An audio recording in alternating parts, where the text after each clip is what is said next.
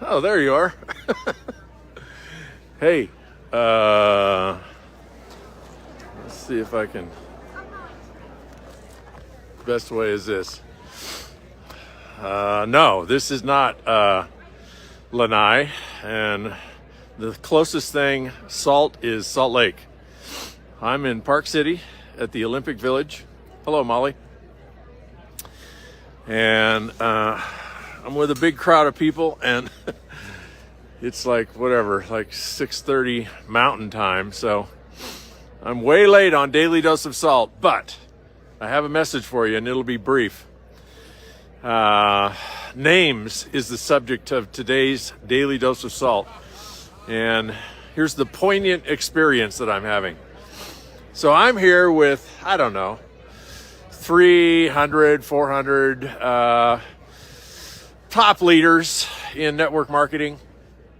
And, you know, there's probably, I don't know, out of these 300 or 400 people, I've probably met half of them at some time in the last 10 years. And I've met some of them many times. I've met some of them so many times I've sat and had breakfast or lunch or dinner with them. I've done Zooms with them. Some of them I probably even had in my home. I don't know. I'm in Park City, Utah. And this is a subject that I know is dear to all of our hearts, but I had to come up with something profound to talk about tonight. And this is it. Because here's the thing. There's a couple of things in your career that will make you more money than anything else and give you more satisfaction than anything else. One of them is to remember people's names. And here's how I think of it. If you think of all the people I've met in 45 years, I know if you're starting off in your career, you've been at it maybe 5 or 10 years, you don't think in terms of, well, what I'm going to be doing this 30 or 40 or 50 years. But you will if you love it. I mean, what are you going to retire to if you love what you're doing? People retire from things they don't like or they're burned out on. They don't retire from things they love doing. So I'm not retiring from what I'm doing. So therefore, I've been doing it for 45 years. And in 45 years, if I could somehow chronicle everyone I've ever met, I mean, that I had like a meaningful conversation with, that I had a connection with, if I could remember their name so that next time I met them, I remembered their name. Do you know what that's worth in relationships, in personal satisfaction, in wealth building? It's incalculable. I remember telling Tom Chenault once about his app Contact Mapping, which some of you have heard me talk about before. If you want to know more about it, contactmapping.com. It's an app that allows you to gather connections that you make with people and log in information about them, their kids' names, their dogs' names, what they do for a living, etc. And then the app reminds you to follow up with them. And I've told Tom many times, you know, in my last 45 years, if I would have remembered everybody I've ever met that was a consequential meeting, and I would have followed up with those people and nurtured the relationship, which is what the app Contact Mapping does, helps you do.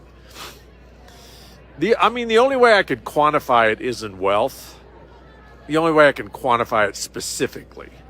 And I have no doubt at all I'd be a multi-billionaire if I remembered everybody's name and followed up and nurtured the relationship.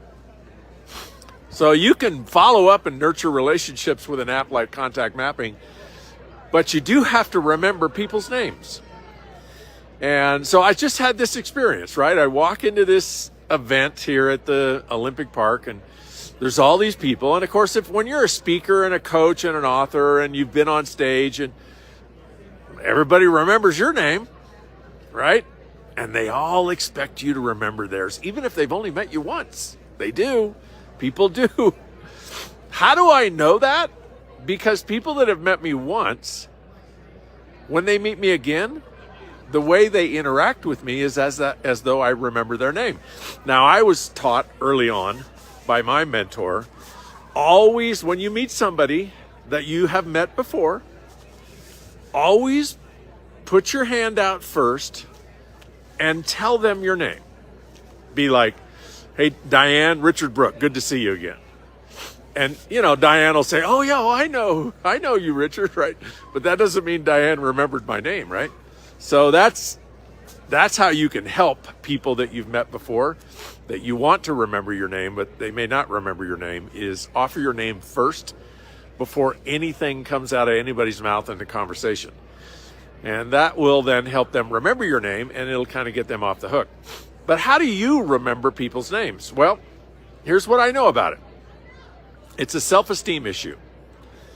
It's a self-esteem and presence issue, because the reason we don't remember people's names is when we meet people, instead of being present to them telling us who they are, being present to their being, their presence to us, like who are they being, what are they saying, including their name. Instead of being present to them, we're present to our own internal conversation, which is almost always a conversation of, what if we're not enough? How do I look? How am I going to land? Am I going to impress this person? It's an internal dialogue we're having with ourselves. So just imagine that I had that conversation out loud. So you and I meet for the first time and you say, hey, Richard, my name's Jordan. And while you say that, I'm talking to myself out loud. I wonder how I look. I wonder how I sound. Did I dress right? I wonder if they'll be impressed with who I am. I wonder what if I said that out loud while, Jordan, you're telling me your name? That's the way most people meet other people. That's why you don't remember their name. You're not paying attention. Right? So, number one rule for remembering people's names is to pay attention. Develop your self-confidence. Develop your self-esteem, so when you meet people, you're not self-conscious about whether or not they're going to like you. You actually can pay attention to them. You have the energy, you have the confidence, you have the source. You're the source such that you can give to them instead of having it all be about you. Then you can remember their name. And then here's some tactics for remembering their name. Use their name 3 or 4 times in the conversation right away, as fast as you can. Use their name 3 or 4 or 5 times. And then when you get a chance to take a break, associate their first name, because that's really all people care about is their first name. Associate their first name with someone that you know well, that you'll never forget their first name. Associate them with that person. Like, let's say I just met Jordan Hawkins, okay? So Jordan, if I just met you, I would, first of all, trust that I had the self-esteem to pay attention, which I don't always, right? I'm not always present. But that'd be number one, be present. Be present to Jordan, get that first name, and I would use Jordan. Jordan, nice to meet you. Hey, Jordan, where do you live? Hey, Jordan, tell me about your family, right? That's all you have to do. And then when I get a chance to think, I would associate Jordan is Jordan Adler. So the closest person that I know in my life whose name is Jordan, I'll never forget his name, is Jordan Adler. So I would look at your face and I would think about everything that you told me about you, and I would just relate you to Jordan Adler, like you were married or something. And so when I see your face, I'll remember Jordan Adler. I maybe not remember you, but if I can remember that association, then I know your name is Jordan. And then if you really want to turn remembering people's names into gold, nurture the relationships. Stay in touch. It's so easy to do. And so as I walk into this group, and I've already connected with probably 50 or 60 or 70 people, and 90% of them, I'm sure, expected me to remember their name, and I didn't. And had I remembered their name, and had I spoke their name, I would have created a much, much stronger bond and relationship, because it's a gift. It's just a huge gift that we give to other people when we respect and honor and appreciate them enough to at least remember their name. Ask How to Spell It is a great one, Regina. And that's what I have to say in Daily Dose of Salt, and I have not missed a day. I'll see you tomorrow.